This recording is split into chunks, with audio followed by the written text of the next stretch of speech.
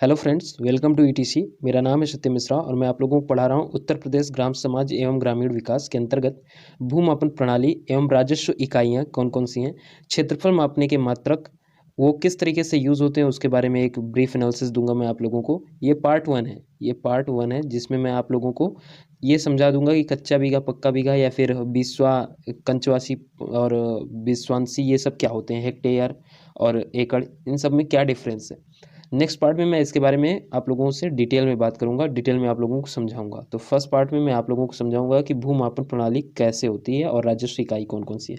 Next part में मैं आप लोगों को समझाऊंगा क्षेत्रफल मापने के मात्रक कौन कौन से हैं। तो ये सबसे ज़्यादा इंपॉर्टेंट है। राजस्व लेखपाल, चकबंदी लेखपाल, ग्राम पंचायत अधिकारी, ग्राम विकास अधिकारी और यूपी ट्रिपल एस सी के थ्रू जितनी भी वैकेंसीज आती हैं उनके लिए ये मोस्ट इंपॉर्टेंट हो जाता है, खासकर उत्तर प्रदेश के लिए। तो आशा करता हूँ कि आप लोगों को वीडियो पसंद आएगा। वीडियो अच्छा लगे तो प्लीज़ वीडियो को लाइक करिएगा, शेयर करिएगा दोस्तों में, और चैनल को सब्सक्राइब करके बेल आइकन जरूर दबा लीजिएगा, जैसे नेक्स्ट पार्ट का नोटिफिकेशन आप लोगों तक पहुँच जाए। चलिए शुरुआत करते हैं हमारे ये पार्ट की। तो चलिए देखते हैं भू सर्वेक्षण, जो भूमि का माप होता है उसमें कौन कौन से यंत्र लगते हैं और भूमि की माप कैसे होती है। इसमें मैं आप लोगों को पूरा डिटेल से समझाने वाला हूँ, जो भी मीटर होते हैं, जो भी मापन होता है उसके बारे में। तो भू सर्वेक्षण का अर्थ क्या होता है कि धरातल पर स्थित बिंदुओं की माप तौल करना, भूमि का नापजोख करना भू सर्वेक्षण कहलाता है। इसके लिए कई यंत्र प्रयोग होते हैं, जैसे चैन, जरीब, दिक्सूचक कंपास या फिर प्लेन टेबल या फिर थियोडोलाइट। चैन जरीब जो होती है वो क्या होती है, वो एक लोहे या स्टील की बनी होती है जिसमें 100 टुकड़े होते हैं, 100 कड़ी की होती है और ये कई प्रकार की होती है, जैसा आप लोग पिक्चर में देख पा रहे हैं। तो जरीब इस तरीके से होती है और ये देखिए इसमें जितने भी 100 जो भी मीटर हैं, जितनी कड़ियाँ हैं वो आपस में लपेटी हुई हैं। आइए अब देखते हैं कि जरीब के कितने प्रकार हैं। तो गंटर जरीब होती है, ये 64 फीट लंबी होती है। रेवेन्यू जरीब होती है, ये 33 फीट लंबी होती है और इसमें 16 कड़ी होती है। इंजीनियर जरीब होती है, ये 100 फीट लंबी होती है और इसमें 100 कड़ियाँ होती हैं। और लेटेस्ट में जो सबसे ज़्यादा यूज़ की जाती है जरीब, वो कौन सी है, वो है मीटर जरीब। ये 20 या 30 मीटर लंबाई में होती है, 100 कड़ी होती है और प्रत्येक 5 मीटर पर एक टैग लगा होता है। किसमें, मीटर जरीब में। जरीब के साथ में प्रयोग होने वाली कई सारी सामग्रियाँ होती हैं। जो लंबाई नापने के लिए जरीब यूज़ होता है उसके साथ साथ बहुत सारी चीज़ें यूज़ होती हैं, जैसे सुआ। सुआ जो 25 से 30 सेंटीमीटर का, 35 सेंटीमीटर का एक लंबा सिरा नुकीला होता है। ठीक है, मतलब ये एक कील कील टाइप का होता है और एक सिरा जो इसका होता है वो नुकीला होता है, एक में हत्था बना होता है। नेक्स्ट, फीता, यह सूती तार का लगा कपड़ा होता है, इस्पात द्वारा बना होता है। इसमें मीटर तथा सेंटीमीटर के चिन्ह बने होते हैं। फीता आप लोग नॉर्मली देखते होंगे, जो कि मैं एकदम सिंपल उदाहरण दूं तो दो दर्जी के पास में जो फीता देखते हैं सेम उसी चीज़ का बना होता है, लेकिन हाँ ये काफ़ी लंबा होता है। नेक्स्ट, खूंटी, इसका एक सिरा नुकीला होता है, 2.5 सेंटीमीटर चौड़ा तथा 25 सेंटीमीटर लंबी होती है।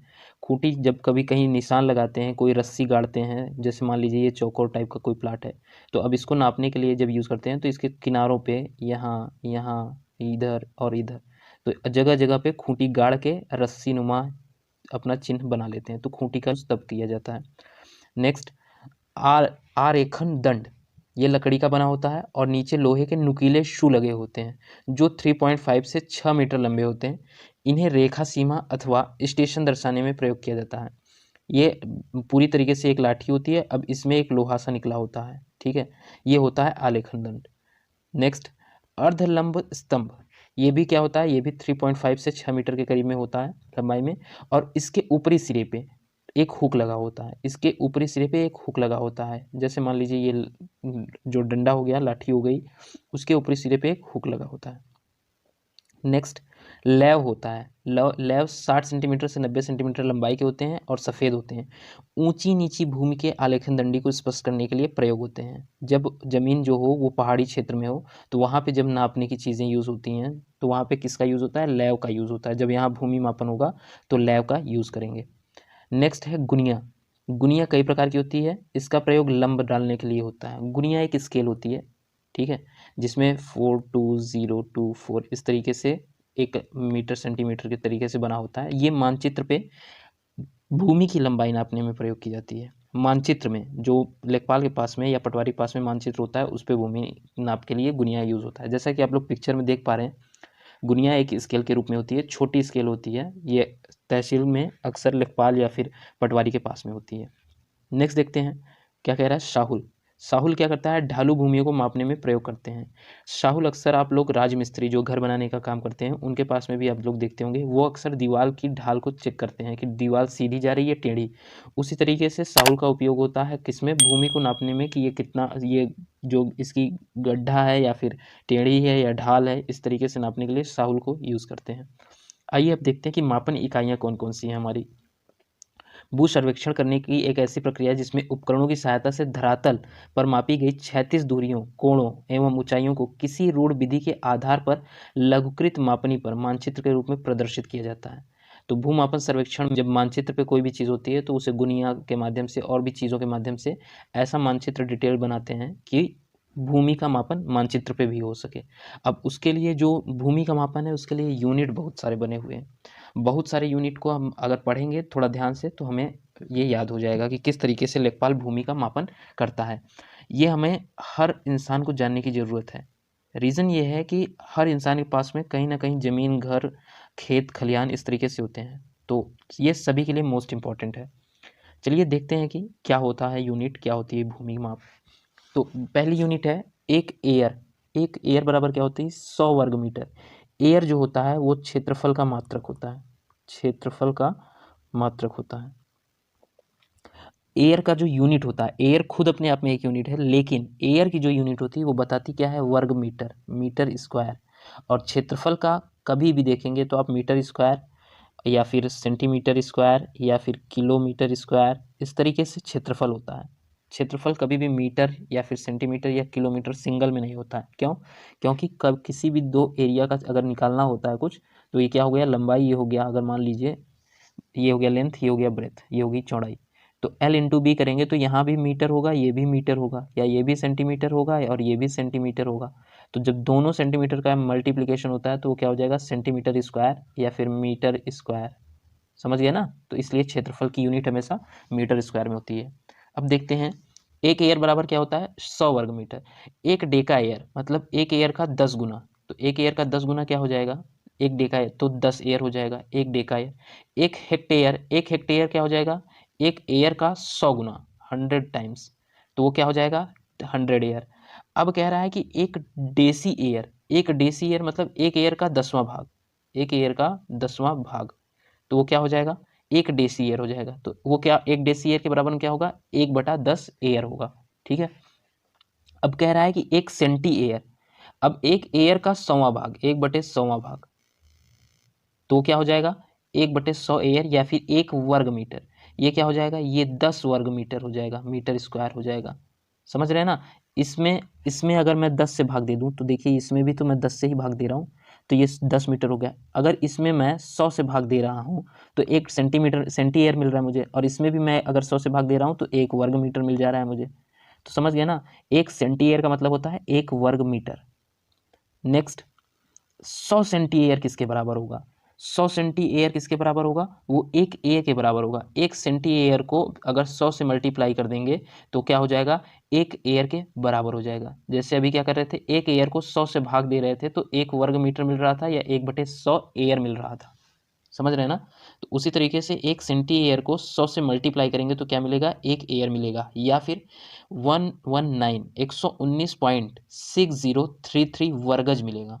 वो क्या होगा, वो भी एक एयर के बराबर होगा। ये सबसे इंपॉर्टेंट चीज़ है, एक एयर के बराबर में क्या होगा, तो ये होगा 119.6033। ठीक है, ये गज, वर्ग गज हो जाएगा, तो गज का स्क्वायर कर दीजिए। ये इंपॉर्टेंट चीज़ है, ये आपको याद रखने की चीज़ है। एक एयर बराबर होता है कितने गज, ये क्वेश्चन पूछ सकता है। तो 119.6033 गज, वर्ग गज। ठीक है। अब आइए नेक्स्ट चलते हैं, ये तो हमारा एकदम बेसिक वाला फार्मूला हो गया।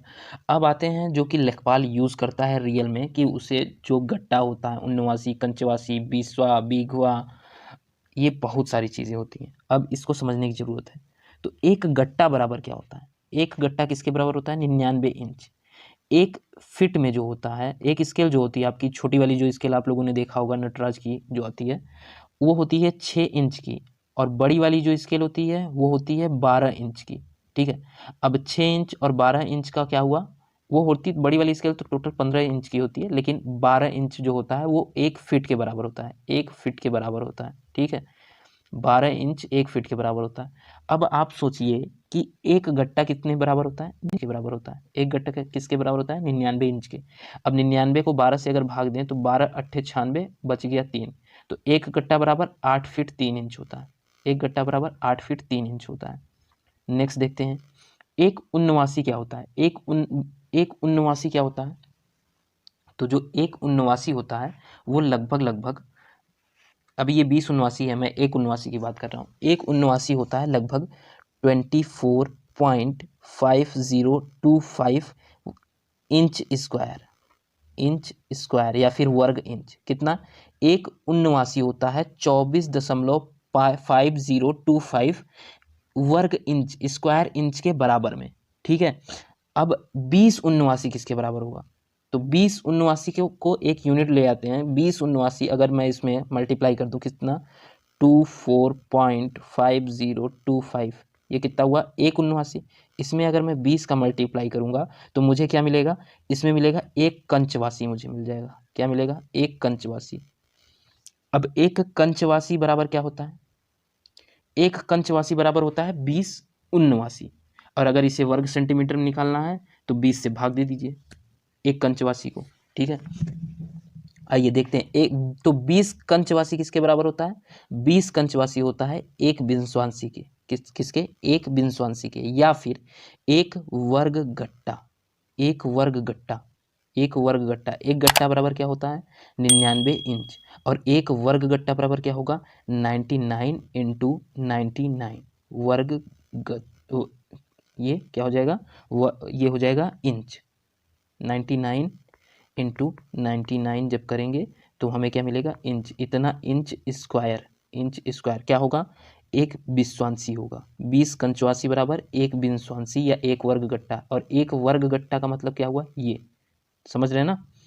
अब आइए देखते हैं कि अगर 20 वर्ग गट्टा बोले या फिर 20 बिंसवांसी बोले तो क्या होगा, तो वो क्या होगा, एक बिस्वा होगा। कितना, एक बिस्वा, और एक बिस्वा में कितना वर्ग फिट होता है, एक बिस्वा में कितना वर्ग फीट होता है, 136 सही 1/4 वर्ग फीट। कितना, 136 सही 1/4 वर्ग फीट, ठीक है। तो 20 बिंसवांसी या फिर 20 वर्ग गट्टा किसके बराबर होता है, एक बिस्वा के, और एक बिस्वा में कितना वर्ग फीट होता है, वो होता है 136 सही 1/4 वर्ग फीट। समझ रहे हैं ना। अब देखते हैं कि 20 बीसवा क्या होगा, 20 बीसवा क्या होगा, अगर ये 5 लाठा लंबा हो, अगर 5 लाठा लंबा हो, 5 लाठा लंबा हो और 4 गट्टा चौड़ा हो। कितना, 5 लाठा लंबा और 4 गट्टा चौड़ा, तो क्या हो जाएगा 5 इंटू 4, ये भी गट्टा है ये भी गट्टा है, ठीक है। तो 5 चौक 20, तो 20 बीसवा, 20 बीसवा बराबर क्या हो जाएगा, 20 बीसवा बराबर होता है एक बीघा या 3025 वर्ग गज, 3025 वर्ग गज। 20 बीसवा के बराबर में क्या होता है, एक बीघा में क्या होता है, एक बीघा में होता है 20 बीसवा, ठीक है। एक बीघा में 20 बीसवा होता है, और एक बीघा में कितने वर्गज होते हैं, तो 3025 वर्गज होते हैं। कितने, 3025 वर्ग गज होते हैं। अब देखते हैं जो इलाही गज और इलाही जो पैमाना ले आए थे वो अकबर के द्वारा ले आया गया था, जब इलाहाबाद में इलाही धर्म का स्थापना हुआ था। इलाहाबाद का नाम प्रयागराज से बदल के इलाहाबाद किया गया था, तो उस टाइम पे इलाही गज ले आया गया था, इलाही पैमाना ले आया गया था। तो अब आइए देखते हैं कि एक गज इलाही कितना होता है। एक गज इलाही होता है 33 इंच के बराबर। कितना, 33 इंच के बराबर। और 66 गज इलाही किसके बराबर होता है, वो होता है 55 गज के बराबर। किसके, 55 गज के बराबर।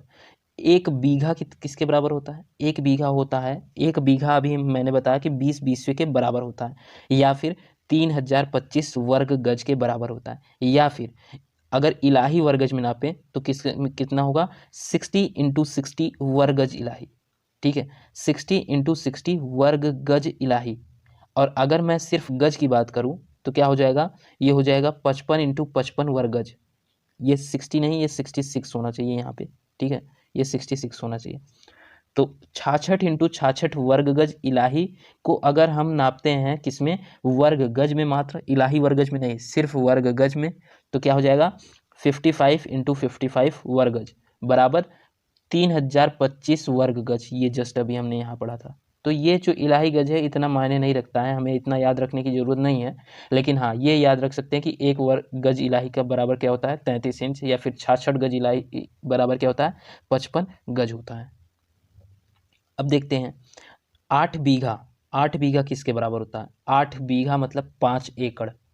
8 बीघा मतलब 5 एकड़, या फिर 4840 इंटू 5, या फिर 24,200 वर्ग गज।